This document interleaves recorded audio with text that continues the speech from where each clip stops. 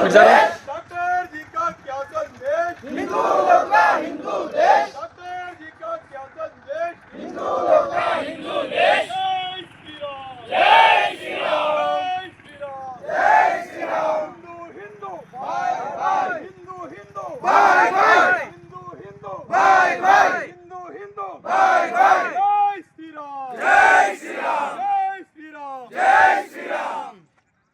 भारत माता की जय, भारत माता की जय। मातरम मातरम वंदे मातरम, मातरम मातरम वंदे मातरम। जोर से बोलो, प्यार से बोलो, जय श्री राम, जय श्री राम। जोर से बोलो, प्यार से बोलो, जय श्री राम, जय श्री राम। राम लक्ष्मण जानकी जय बोलो हनुमान के। राम लक्ष्मण जानकी जय बोलो हनुमान के। जय जय माता भारत माता, जय जय माता भारत माता। जय श्री राम, जय श्री राम। मातरम मातरम वंदे मातरम।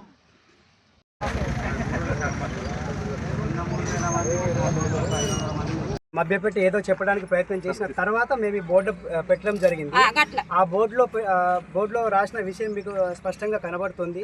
ఏ మతస్థుల్ని మా గ్రామంలోకి ప్రవేశం లేదని మేము ఎవరిని కించపరిచినట్టు కానీ లేదా వద్దని కానీ మేమేం అనలేదు. కాకపోతే ప్రచారం చేయడానికి వచ్చినప్పుడు వాళ్ళు మాత్రం వద్దని చెప్తున్నాం. అంతే తప్పితే మా ఇంటెన్షన్ ఎవరిని వద్దని మాత్రం కాదండి. మేము దయచేసి ఈ విషయం లోపల అందరూ అర్థం చేసుకోవాలని చెప్పి కోరుతున్నాము. మేము ప్రచారం చేయడానికి మాత్రమే వద్దనం తప్పితే గ్రామంలోకి ప్రవేశం లేదని చెప్పి ఎవరిని మేము అనలేదు.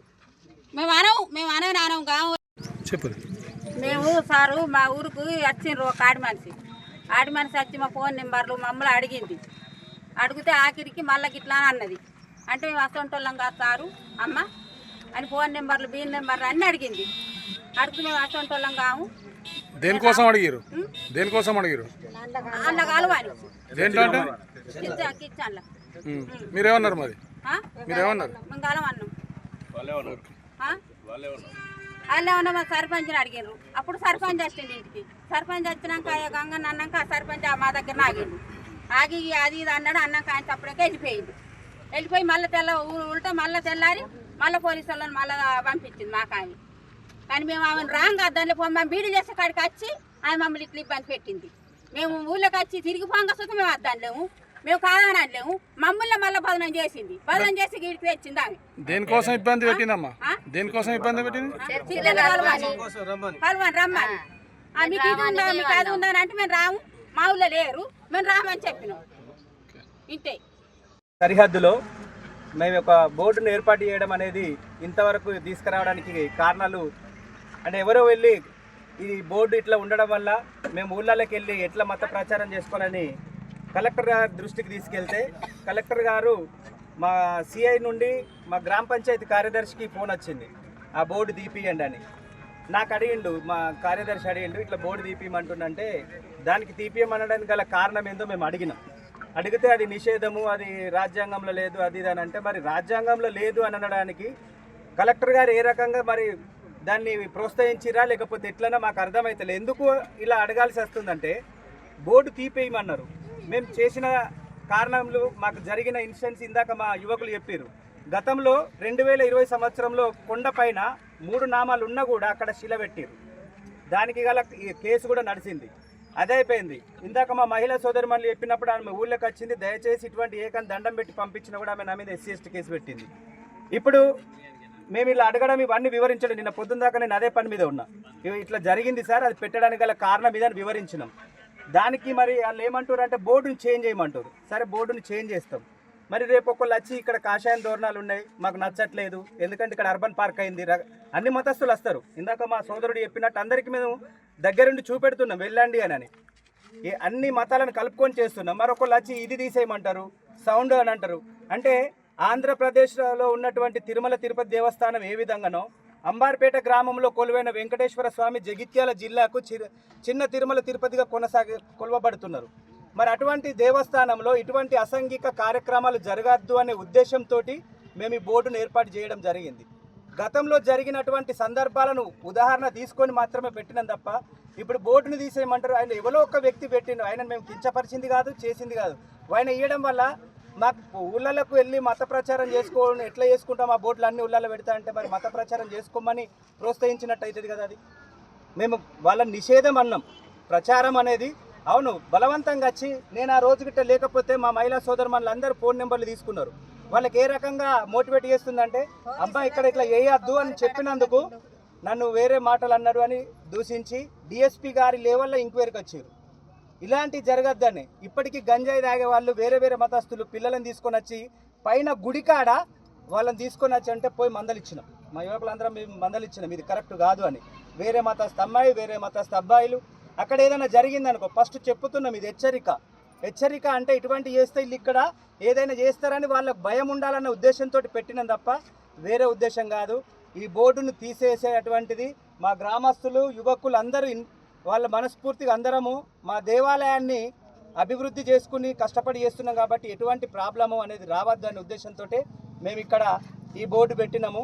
దయచేసి దీన్ని వేరే రాజకీయంగా చూడొద్దని మేము అధికారులకు కూడా వేడుకుంటున్నాము. ఈ బోర్డుతో పాటు ఈ పవిత్రత అంబార్పేట అంటే సనాతన ధర్మానికి ఒక ప్రత్యేక మారు రూపం. దాన్ని మేము కాపాడుకునే బాధ్యత మా అందరి మీద ఉన్నది.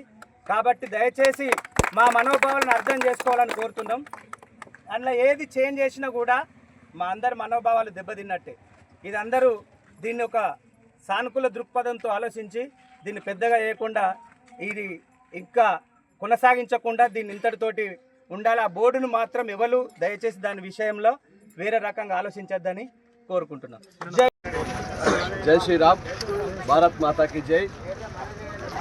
ఈరోజు అంబారిపేట గ్రామంలో శ్రీ వెంకటేశ్వర స్వామి గుడి ఉన్న ప్రాంగణంలో ఆ గ్రామస్తులందరూ కలిసి అన్య మత ప్రచార నిషేధ బోర్డు పెట్టడం జరిగింది.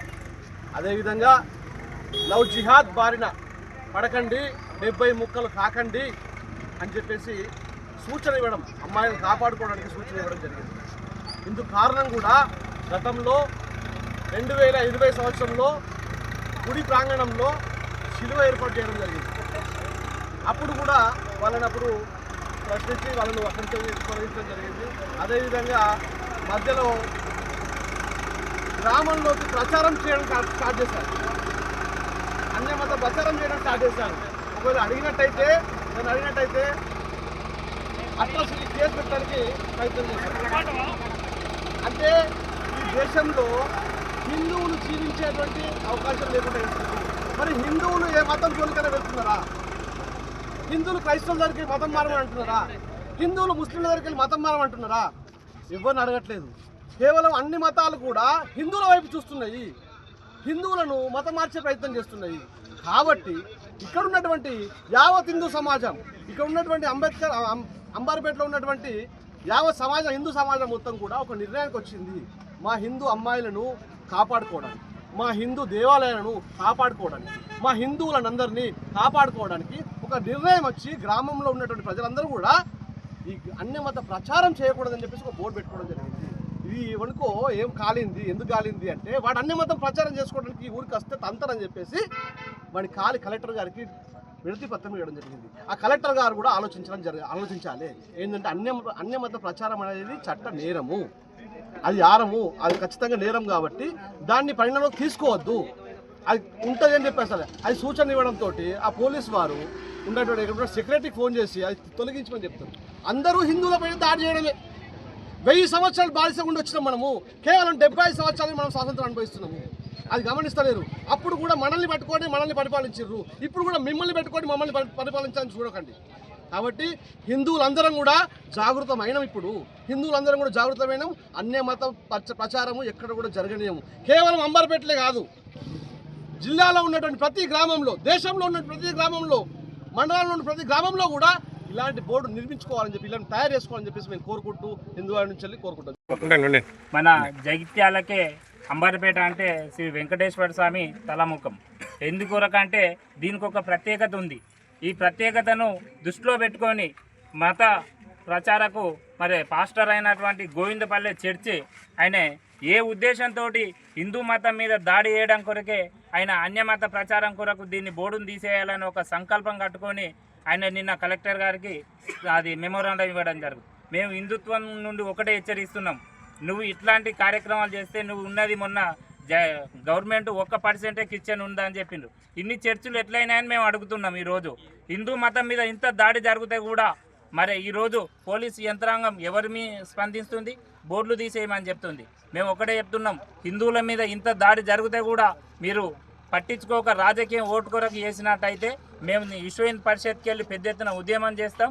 ఇదే కాదు, ఈరోజు మరి గోవిందపల్లెలో ఉన్న చర్చి FTLలో కట్టిండ్రు, మరి దాని మీద యాక్షన్ తీసుకోండి. అట్లాంటివి తీసుకోకుండా ఇట్లాంటి మంచి కార్యక్రమాలు చేసుకునే మరి ఊరందరూ ఒక ఐక్యతతోటి హిందూ మతం ఇక్కడ ఉన్న వాళ్ళు కూడా కిచెన్ వాళ్ళు కూడా మాకు అభ్యంతరం లేదని చెప్పి లెటర్ కూడా రాసి ఇవ్వడం జరిగింది. మరి ఇంత మంచి కార్యక్రమం చేసుకోగా కూడా ఈ దైవ కార్యాన్ని నిర్వీర్యం చేయడానికి ఒక పాస్టర్ చేసిన కుట్రను మరి ఈరోజు పోలీసు యంత్రాంగం గమనించాలి, వారి మీద వెంటనే యాక్షన్ తీసుకోవాలి.